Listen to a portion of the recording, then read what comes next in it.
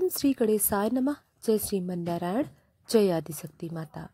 दोस्तों, आज हमारे साथ ऐसी पौराणिक कथा का श्रवण करेंगे जिसमें हम आपको बताएंगे सारे तीर्थ बार बार, गंगा सागर एक बार।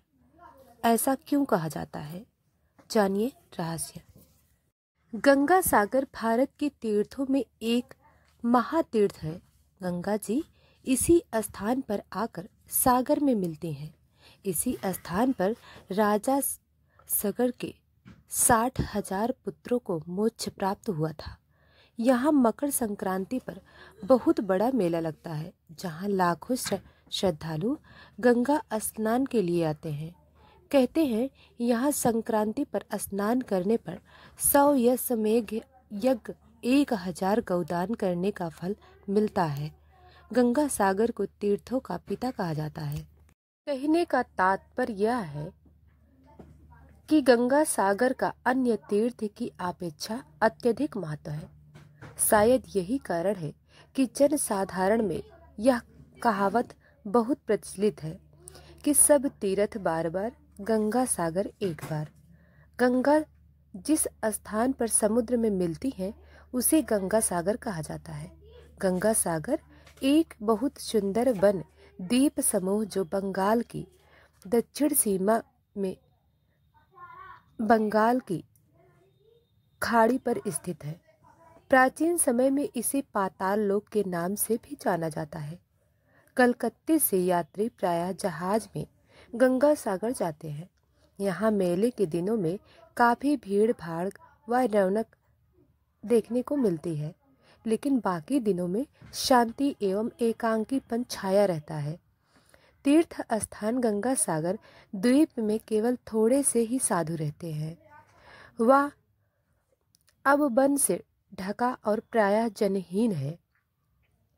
इस सागर द्वीप में जहाँ गंगा सागर मेला होता है, वहाँ से 1 मील उत्तर में 52 खल स्थान पर एक प्राचीन मंदिर है। इस समय जहाँ गंगा सागर पर मेला लगता है, पहले यही गंगा जी समुद्र में मिलती थी, किंतु अब गंगा का मुहाना पीछे हट गया। अब गंगा सागर के पास गंगा जी की एक छोटी धारा समुद्र से बहती है। गंगा सागर का मेला मकर संक्रांति को लगता है। खाने पीने के लिए होटल, पूजा पाठ की सामग्री व अन्य सामानों की भी बहुत सी दुकानें खुल जाती हैं। सारे तीर्थों का फल अकेले गंगा सागर में मिल जाता है। संक्रांति के दिन गंगा सागर में स्नान का महात्म्य सबसे बड़ा माना गया है। प्रातः और दोपहर स्नान और मुंडन कर्म होता है। यहाँ पर लोग श्राद्ध व पिंडदान भी करते हैं। कपिल मुनि के मंदिर में जाकर दर्शन करते हैं। इसके बाद लोग लौटते हैं और 5वें दिन मेला समाप्त हो जाता है। गंगा सागर से कुछ दूरी पर कपिल ऋषि का सन 1973 में बनाया गया नया मंदिर है, जिसमें बीच में कपिल ऋषि की मूर्ति है। उस मूर्ति के एक तरफ राजा भगीरथ को गोद में लिए हुए गंगा जी की मूर्ति है तथा दूसरी तरफ राजा सगर तथा हनुमान जी की मूर्ति है। इसके अलावा यहाँ सांख्य योग के आचार्य कपिल नंद जी का आश्रम, महादेव मंदिर, योगेंद्र मठ, शिव शक्ति महानिर्माण आश्रम और भारत सेवा संघ का विशाल मंदिर भी है। रामायण में एक कथा में मिलती है, जिसके अनुसार कपिल मुनि किसी अन्य स्थान पर तपस्या कर रहे थे।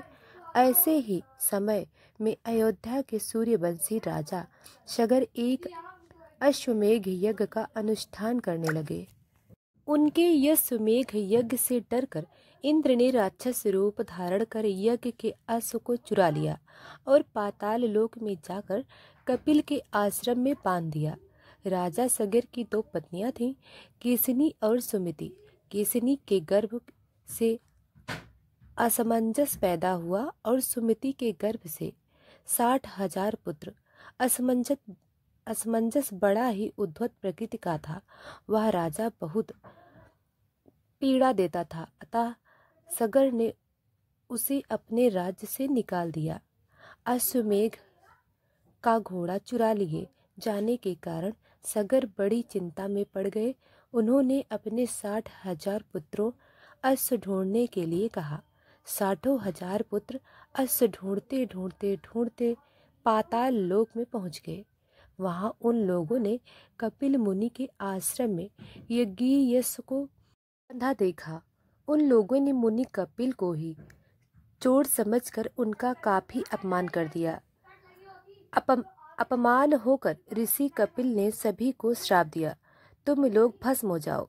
श्राप मिलते ही सभी लोग भस्म हो गए। पुत्रों के आने में विलंब देखकर राजा सगर ने अपने पौत्र अंशुमान, जो असमंजस का पुत्र था, को पता लगाने के लिए भेजा। अंशुमान खोजते खोजते पाताल लोक पहुंचा। वहां अपने सभी चाचाओं को भस्म रूप में परिणत देखा तो सारी स्थिति समझ आ गई। उन्होंने कपिल मुनि की स्तुति कर प्रसन्न किया। कपिल मुनि ने उसे घोड़ा ले जाने की अनुमति दे दी और यह भी कहा कि यदि राजा सगर का कोई वंशज गंगा को वहां तक ले आए तो सभी का उद्धार हो जाएगा। अंशुमान घोड़ा लेकर अयोध्या लौट आया। यज्ञ समाप्त करने के बाद राजा सगर ने 30,000 वर्षों तक राज्य किया और अंत में अंशुमान को राजगद्दी देकर स्वर्ग सिधार गए। अंशुमान ने गंगा की पृथ्वी पर लाने की काफी प्रयत्न किया लेकिन सफल नहीं हो पाए।